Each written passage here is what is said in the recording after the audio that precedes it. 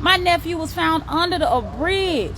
When I tell you my heart was so heavy this morning, I said, what I'm going to say for morning motivation? And I'm going to tell somebody else, don't give up. I wouldn't care if a case got closed 10 years ago. Whatever happened to your loved one, you can still call that detective. If it's on your heart to do it, fight for your rights. At the same time, they can turn that case over. They solve cases way down the road. They make arrests way down the road. It's God's timing. You get out there and you make your voice known. You get out there, you get it with them detectives. You get with those prosecutors. You get and say, I want this case open. I want more information on this case. When it comes to my Davis family, we fighting. There's no other way we fighting. Renee, you either join us or you against us. It's okay. And either way, we going to the top. It's not gonna be a case that we ain't giving up. In my heart, I know God gonna fix it, yes, at his timing, but also we're gonna get out there and we also gonna do our part to get involved with what happened to my nephew.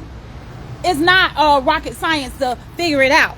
And to say, without getting too much way left field, from Saturday, December 27th, when my nephew had his incident and end up murdered under the bridge. Murdered is what I said, because he did not jump.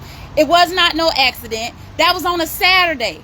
Renee, you found out Saturday. Your daughter was sending a chat message on Saturday with pictures of my nephew skull cracked in the bed on Saturday. So when you found out on Saturday, you didn't make the call, and neither did you get in your car and drive to Gainesville on Saturday the 27th. We had no knowledge. The Davis family couldn't even get a phone call. Then on Sunday, when you decide to drive up there with J1 and your daughter and whoever, on Sunday, and no, you didn't take the Maserati truck, you drove with your daughter. However, on Sunday, you still did not call the Davis family to let them know. You drove up there, and then you made a call to my mama and say he fell at the gas station and bumped his head. You said that's what Kiara told you, right?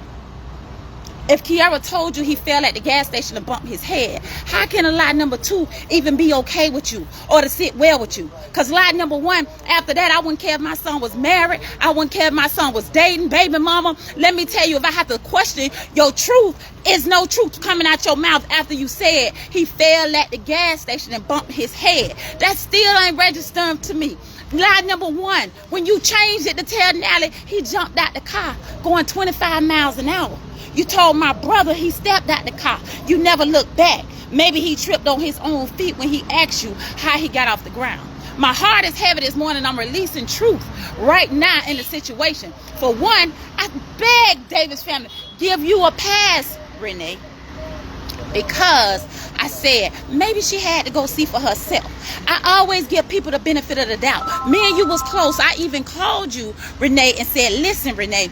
I said, I'm going to just tell you like this. The family not happy with you or J1, which both of y'all got the phone calls that my brother was not happy on how y'all handled us. But at the end of the day, I still said, maybe she had 3 kids that she just lost. She had to go see for herself. Give her a pass. That's number 1. Number 2 is, when we tried to move along after extending so many hands to say, Renee, we need to move for the family, we need to move. You so upset because I went live to say, we don't know what happened. We didn't know what happened. So you refused to come join us to make plans to bury my nephew. That wasn't right. But that was okay. I called you and said, Renee, I said, the family wants you to come so we can have a family meeting and we can discuss moving forward to bury Tyrone, Dro, T2. Renee, I said we got one condition. That one condition is Lulu not allowed to nowhere to attend the funeral. Renee, you said out your own mouth, well, Kiara coming. Ooh, I said, how am I tell my family that? I can't say that. So I said, Renee, I heard what you said. This is what I told her. I heard what you said. I said, but Renee, think about it. Pray about it. I said, and get back with me if you still want to have that meeting.